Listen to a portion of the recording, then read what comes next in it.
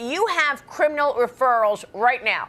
The Obama administration, including Obama, said, don't put the truth out, lie, and ask the media to help us. And the Washington Post and others jumped right in. And then we had the Russia hoax that went on for 10 years. And every time they get in trouble, meaning the deep state and others, they throw another hoax out. And all we're doing at DOJ and all we're doing across the government is saying, get the truth out. And then, by the way, let's hold people accountable. And that's exactly what's going on. Top Obama intel officials violated standards and pressured lower-ranking officials to accept the narrative that Putin helped Trump win the 2016 election. But the declassified annex to the Durham report reveals the origins of this narrative may lie in the Clinton campaign. Emails allegedly from a George Soros-connected official describe how Hillary Clinton signed off on a plan to connect Trump with Russia, while implying the FBI would later add credibility to this claim. What we're starting to see is the coordination that happened between the Clinton campaign, between those in the three-letter agencies that we're all too familiar with. Assess for us the last 10 years in your view, and you have criminal referrals right now on Adam Schiff, Letitia James, among others. What is the status? Well, first of all, thanks for asking about the last 10 years. I mean, you know, when Donald Trump came into office as president, he signed an executive order saying, go and find out how government was weaponized against the citizens. When Attorney General Bondi came into office, she put a memo, put more specifics to it, and said, get to the bottom of this. She gave a specific list and a broad charge. And I have to tell you, for your viewers, we have the Attorney General Bondi has that Department of Justice spinning like a top. We've got more stuff going on. A lot of it we can't talk about because of the nature of it, but it's going like crazy. And one of them was we were in a group, we're still in it, working on the Russia hoax. And Tulsi Gabbard declassified what happened, and she sent it over to us, to DOJ, as a criminal referral, and that's ongoing now. But what that was, and Maria, you're one of the earliest, I think you might be the only person, the only journalist who said early on, this is a Russia hoax. And you know, Brett had President Trump on an interview on that flight to Alaska, and in the interview, President Trump said the Russia hoax was meant to destroy the relationship with Russia, make it impossible to get things under control, get a reset like Hillary said she wanted. So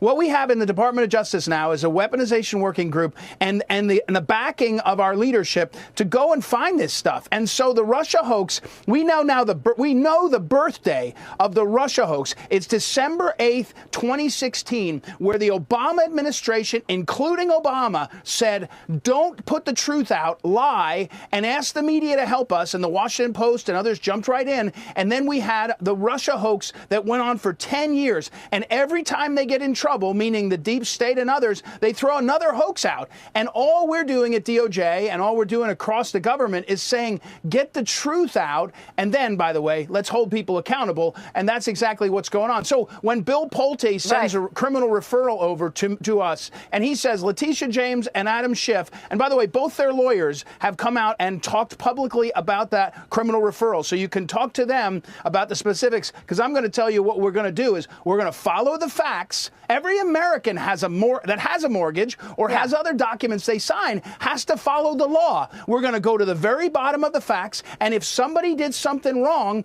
we're not only going to hold them accountable, we're also going to look at everything else that they've been doing. Because when you're a liar, you lie not just on one thing. When you're a cheater, you cheat not just on one thing. When you're doing corruption, you generally don't just do it on one thing. So we have that's our what we're asked to do as prosecutors, and that's what we're doing. Well, we are all waiting for accountability here. Adam Schiff went on Sunday morning programs and said there was collusion in plain sight. And he was the chairman of the Intelligence Committee, so he had to know better that there was no evidence of any collusion in plain sight. So are you saying that this criminal referral is about something completely different, about mortgage fraud? Are you looking to get him on something other than Russia collusion? Well, I'm saying that there's a referral from Bill Pulte about a mortgage fraud, about Adam Schiff. That's publicly discussed. His own lawyers have been out there. Now there's more on Adam Schiff. And all we're going to do, again, is get to the facts of this and use all the tools that we have in our system. What we've discovered, and I know you want to ask me about some of this, in the weaponization, is that Joe Biden's Justice Department actively targeted American citizens, Catholics who went to Mass, parents who went to school boards, people who were involved in the Russia. You know, I hear from Carter Page every now and then. Carter Page was destroyed by the Russia hoax. And we're sitting around and pretending it's okay to say that, you know, there was a secret meeting on December 9th, 2016 in the Situation Room where they plotted the Russia hoax. And then we're going to say, oh, that was really bad. No, it wasn't really bad. It needs to be held accountable in every way we can. Well, you went to Letitia James's home this week. You were in New York. Yeah, look, I'm a prosecutor, and when I do these cases, I was in New York I was in Newark, actually, New Jersey, for some meetings, and I went over to New York for another meeting, and I went by there. One of the referrals is about that property that she has. Is a very a prominent neighborhood in Brooklyn, and I wanted to lay eyes on it. I think most people, if you're prosecuting something, you're careful. I didn't go there and announce it. Some woman came storming up and shooting video and talking to me. Is there a back alley? I'm just sure there's like the Pratt building. Is there you want me to tell you how to access my... No, I was just asking. I'm interested because usually houses like this. Tell me why you're here. We're interested in the houses. You're not interested in the houses. We know who lives here. Is this like Second Empire? It's just a track house. That's what all of these things are. I know, but when was it built, do you think? They're built before 1899. Oh, okay. But I wanted to see the property, and there's a number of other aspects of these cases where you got to get a sense of what is actually at stake. Do you have a grand jury in these cases? Let me say, when you get a criminal referral, one of the tools you have is a grand jury, and I'll leave it to you to infer what I mean. But these referrals are criminal referrals, significant enough that that they would warrant using all the tools, and the tools include subpoenas and witnesses, and that is in our system. That is the system. I'm not like Jack Smith. Jack Smith liked to talk about how he did things and what he did and brag about it. Letitia James did, by the way, as a prosecutor. She liked to come out and hold press conferences. I'll just tell you, when you get a criminal referral, and her own lawyer made the comments publicly, you can infer what you need to. Well, let's talk about January 6th, because you are also investigating January 6th, which was also part of this 10 years of scandals. What have you learned?